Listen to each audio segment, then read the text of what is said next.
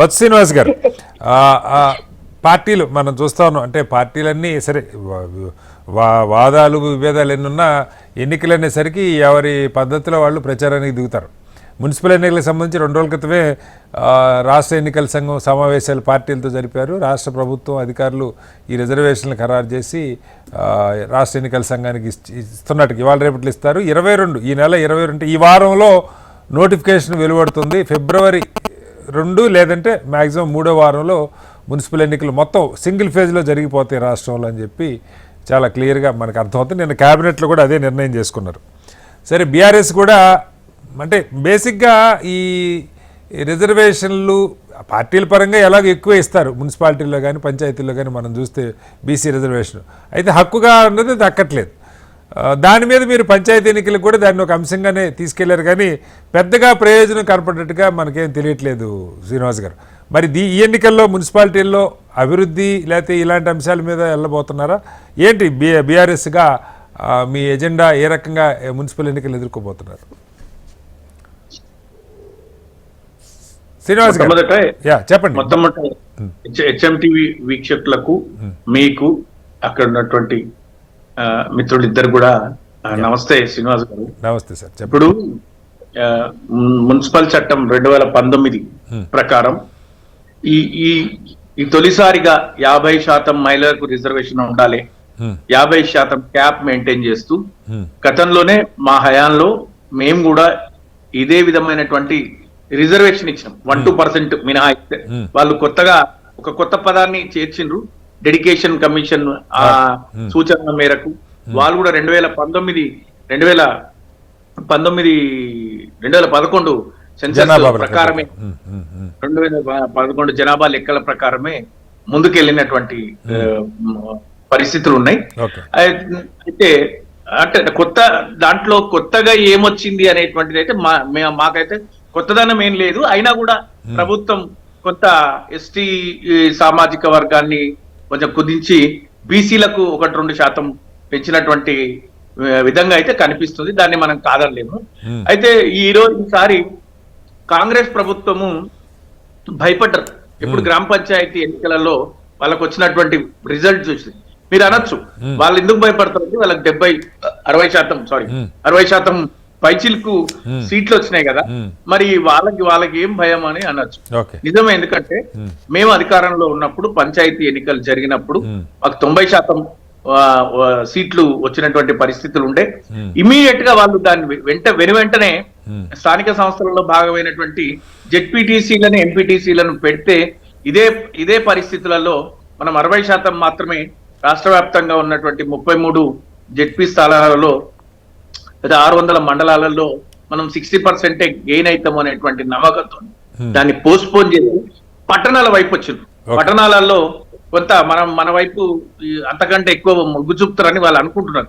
కానీ ఈ 2 సంవత్సరాలలో వాళ్ళు చేసినటువంటి అభివృద్ధి ఏమైనా ప్రత్యేకమైనటువంటి అభివృద్ధి సాధించిండ్రా, ప్రత్యేకమైనటువంటి నిధులు కేటాయించిండ్రా, లేదా ప్రత్యేక పట్టణీకరణ కోసం ఏమైనా కొత్త ప్రణాళిక ఏమైనా చేపట్టిందా అంటే ప్రభుత్వం అస్తమానం తన ఆర్థిక స్థితిగతుల గురించి, లేకపోతే కేబినెట్ మంత్రుల వివాదాలతోని, లేకపోతే ఎమ్మెల్యే వివాదాలతోని కాలయాపన చేస్తూ కాలాన్ని గడిపే ప్రయత్నం చేస్తుంది. కానీ క్షేత్రస్థాయిలో అభివృద్ధి కోసం లేకపోతే ఇచ్చిన వాగ్దానాలు నిలబెట్టుకునేటువంటి ప్రయత్నం కానీ జరగలేదు.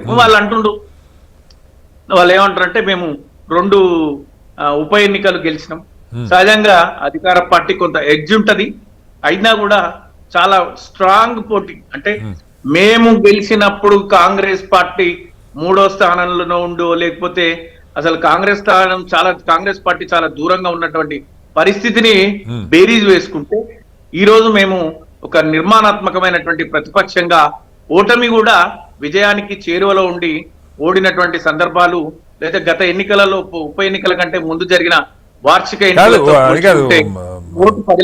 శ్రీనివాస్ గారు అంటే సరే ఇవన్నీ రెగ్యులర్గా ఉంటాయి, కానీ అంటే ముఖ్యమంత్రి గారు ఒక అగ్రెషన్తో వెళ్తున్న ఇది మనకు కనపడుతుంది. నిన్నే మనం చూసాం ఖమ్మం సభలో ఆయన చాలా కీలకమైన అంటే ఇటు ఎన్టీఆర్కి వైఎస్ఆర్కి ఇద్దరి వారసత్వాన్ని పార్టీలో తీసుకొస్తున్నాం, వాళ్ళిద్దరు కలిపి పథకాలు ఏదైతే పెట్టారో వాటన్నిటిని అమలు చేసే ప్రయత్నం చేస్తున్నామని చెప్పారు. వామపక్షాలతో కలిసి ఉన్నారు. పూర్తిగా అంటే ఒక 2034 దాకా కాంగ్రెసే రాష్ట్రంలో అధికారులు ఉంటుందన్న భరోసాను వ్యక్తం చేస్తున్నారు.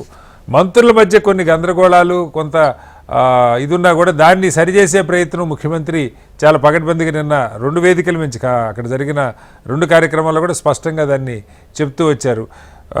అంటే పట్టు పెరుగుతున్నది ప్రభుత్వానికి అలాగే ముఖ్యమంత్రికి అన్నది స్పష్టంగా మీకు కనపట్లేదా? సార్ నేనేం చెప్తున్నా, ఈ రాష్ట్రంలో ఎక్కడైనా వసూళ్లు మంత్రుల మనుషులు గనులు పెట్టి వసూళ్లు, లేకపోతే గనులు పెట్టి వసూళ్లు, గనుల కోసం పంచాయతీలు, ఏకంగా వివిధ ఛానళ్లలో వచ్చినటువంటి కథనాల పట్ల స్పందించి జర్నలిస్టులను అరెస్టులు, అంటే ఏ విధమైనటువంటి పరిస్థితులలో ఉంది క్యాబినెట్ అనేది మనందరం గమనించవచ్చు. సరే, అది వాళ్ళ క్యాబినెట్ అంతర్గతమా అంటే క్యాబినెట్ అనేది పరిపాలన అనేటువంటిది రాష్ట్ర ప్రజలందరికీ సంబంధించింది. దాన్ని నిశితంగా పరిశీలిస్తున్నారు. ముఖ్యమంత్రి గారు ఖమ్మంలో చేసినటువంటి వ్యాఖ్యలు, ఆయనే వైఎస్ఆర్, ఆయనే ఎన్టీఆర్, ఆయనే సిపిఎం, ఆయనే సిపిఐ, ఇంకా ఆయనే బీజేపీ కూడా ఇండైరెక్ట్ గా బీజేపీ మంత్రులు లేకపోతే బీజేపీకి సంబంధించినటువంటి ప్రధానమంత్రి గారు బీజేపీ ఆయన క్లెయిమ్ చేసుకోవట్లేదు, ఆయన క్లెయిమ్ చేసుకుంటుంది ఇంతవరకు. మెల్లగా ఏంటంటే బీజేపీని కూడా క్లెయిమ్ చేసుకునేటువంటి పరిస్థితి. అంటే ఒక బీఆర్ఎస్ మినహాయిస్తే అందరు నేనే దానికి సరే, అందరు మీ ఇప్పుడు ఒక ముఖ్యమంత్రిగా, ఒక నాయకుడిగా మీ సమర్థతను చాటుకోవడంలో తప్పలేదండి. మీరు పై చేయి సాధించాలనుకోవడము, సమర్థతను చాటుకోవాలనుకోవడం, దానికి ఎన్టీఆర్ గారికి ఘన నివాళులు అర్పించడానికి ముఖ్యమంత్రి గారే స్వయంగా అక్కడ ఖమ్మంలో కొంత టీడీపీ భావజాలం ఉంది అని బతుకుందని నమ్మి టీడీపీ వ్యక్తులు తమకు అనుకూలంగా మారాలని, ఘనమైన నివాళి జరగాలంటే బీఆర్ఎస్ దిమ్మలు కూల్చాలి, ఇదేనండి మాట్లాడేది.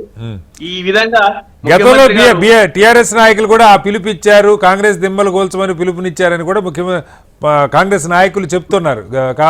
విజువల్స్ కూడా ఉన్నాయి చాలా మంది. విజువల్స్ ఉంటే పెడితే మంచిదే, మేము దిమ్మలు కూల్చమని చెప్పలే. లేకపోతే ఏ రోజు కూడా పార్టీని, ఎదుటి పార్టీని భ్రష్టు పట్టించే మాటలు మేము మాట్లాడలే. అంటే గంటాపత్రంగా చెప్పగలుగుతాయి. అయితే సరే, ఒకవేళ అనలేదు అన్ని ఉంటే మరి దానికి కక్షణ, దానికి ప్రతిగా